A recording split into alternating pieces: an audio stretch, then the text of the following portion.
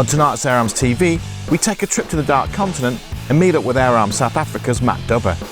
Matt is a master pest problem crack shot with his own YouTube channel. He loves his Air Arms, and tonight he's going to be showing us what he's all about.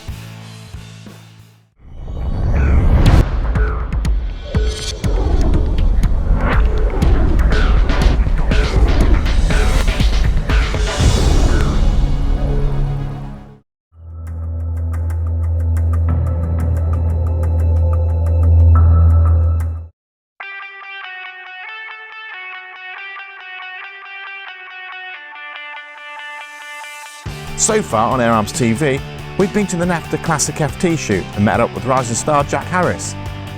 We've taken a look at some of the finest air-powered rifles on the market, tested by some of the top shooting names. And we've also been on the prowl for problem pests of the night and our own patches in Derbyshire and Staffordshire.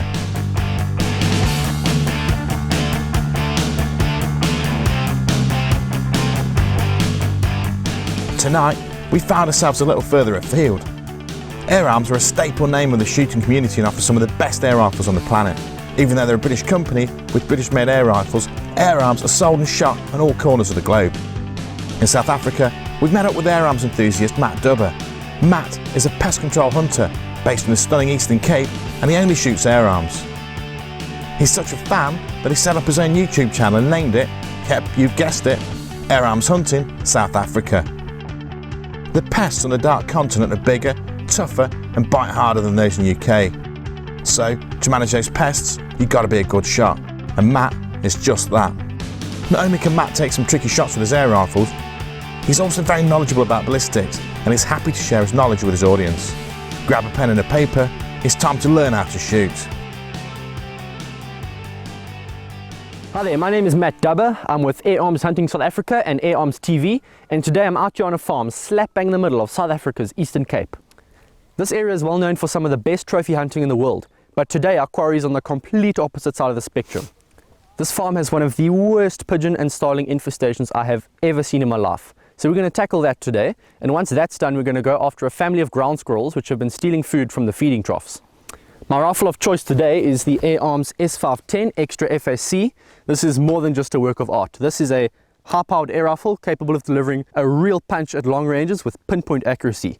Let's get straight to it.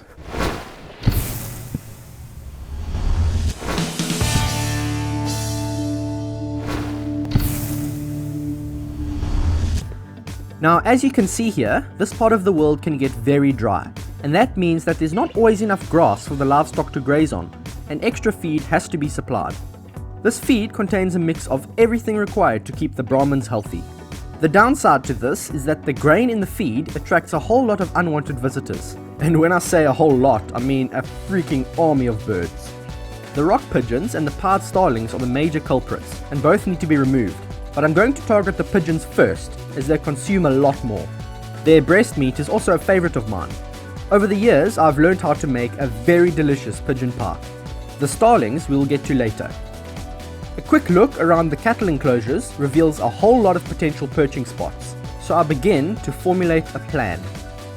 There's actually a dam right next to the cattle enclosures, so what I've done is I've positioned myself on the dam wall. It gives me a perfect bird's eye view of all the possible perching spots.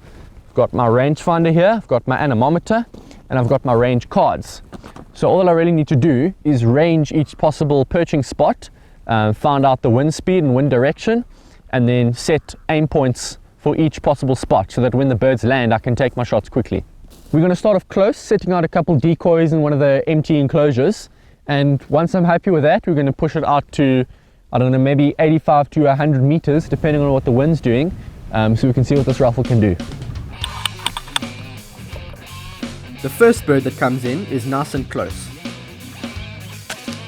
And it's a great shot. He drops straight down, and I set him up as a decoy. As soon as the first decoy is set out, they start coming in. And it's just a matter of picking them off one by one. And here's another one. This is already starting to look like a really good day.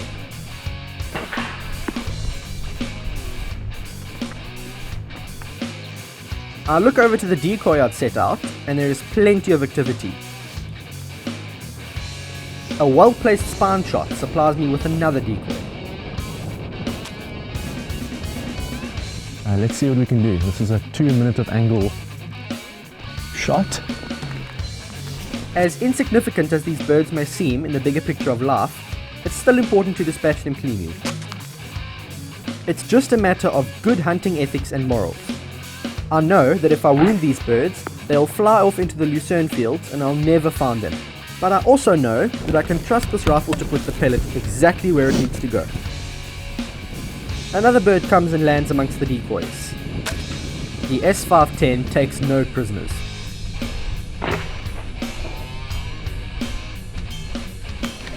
So far, the shots I've taken have been from fairly close. But when a longer shot presents itself, I never turn it down. Now, there are plenty of good high-powered air rifles out there, but there's one thing that makes the Air Arms S510 Xtra FAC a cut above the rest, in my opinion, and that is the adjustable power. Now, most air rifle manufacturers will put out high-powered air rifles with velocities that are just cooking. And while that's what you want to a certain extent, once you start pushing that power past a certain amount, you begin to lose accuracy at long ranges. Now, what this rifle allows you to do is to actually dial that power to exactly where you want.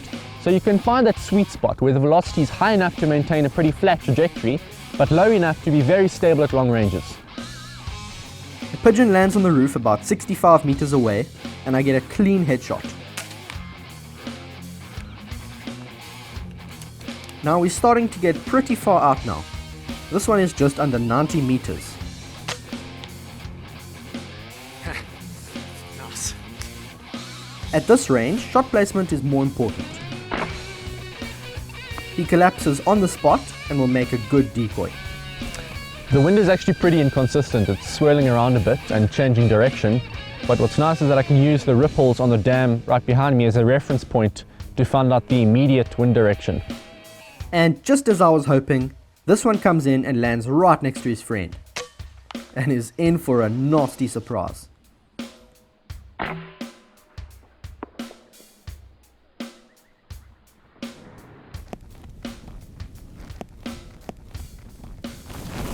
Now, I don't know about you, but this whole mating with the dead bird thing is just creeping me out, so let's end this now, shall we?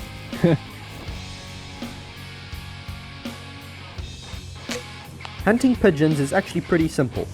All you have to do is find the off switch. If you can hit the spot every time, they'll be dropping like hailstones.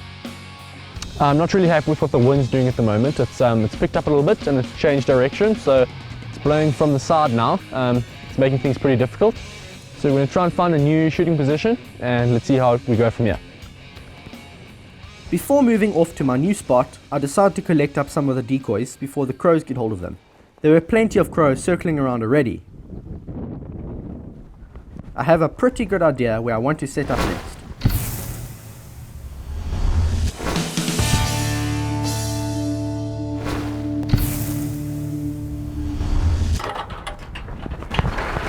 So we've had to move spots now to try and get out of that strong crosswind, and we're actually standing in a pretty massive storage shed at the moment. It's actually the perfect spot because it's directly into the wind, it's up close and personal to the birds, and it's so dark in here that the birds can't see a thing in here. I can see them a lot better than they can see me. There's a bunch of feeding troughs literally about 20 meters from where I'm standing. The birds will come and land in the surrounding trees and I'll take them from there. I settle into a shooting position and get to work straight away.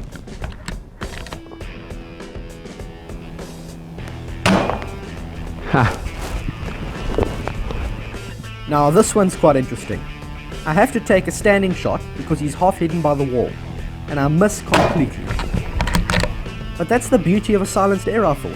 He didn't even know I'd shot at him, and I could take a follow-up shot. And it's a solid headshot. Oh, that was a headshot. He's flapping around quite a bit. At this point, I felt that I'd done a pretty good job reducing the number of pigeons to a more manageable amount. The wind had calmed down a bit, so I decided to head back to the dam wall and take out some pied starlings. The starlings are an absolute menace around here. All the farmers despise them, but they're a lot smarter than the pigeons, and for that reason, they don't let you come anywhere close to them. and that is fine by me. The conditions are almost perfect now, with a consistent breeze coming in from the left and no gusts whatsoever. I spot a starling in one of the trees on the far side of the enclosures, and I get out the rangefinder again and prepare for the long shot. That's quite a long shot. It's 100 meters on the dot. So 4.75, what is that? 21 minutes of angle.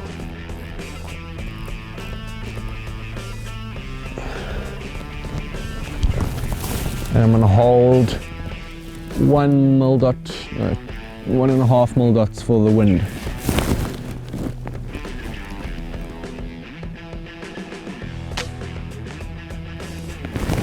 Yeah, got him.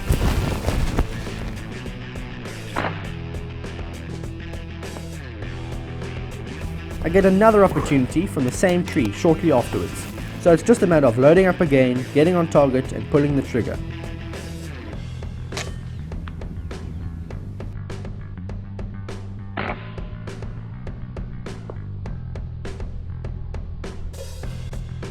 This is the last bird of the day, coming in at about 95 meters.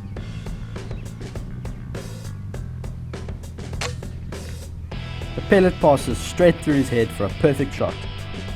I have to admit, I was actually going for a heart and lung shot, so I was actually a good few centimeters off target. But that's why you should always rather overcompensate for pellet drop than undercompensate. You never know what luck might come your way.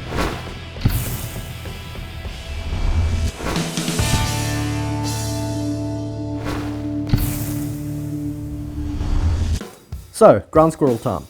I had seen these guys running about throughout the day, but had kept my focus on the birds. Before the day ended, I wanted to take at least one.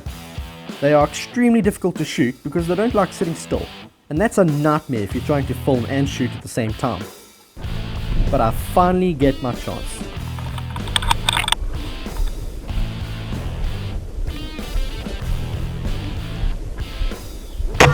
Take a good heart shot and he's out within a couple seconds.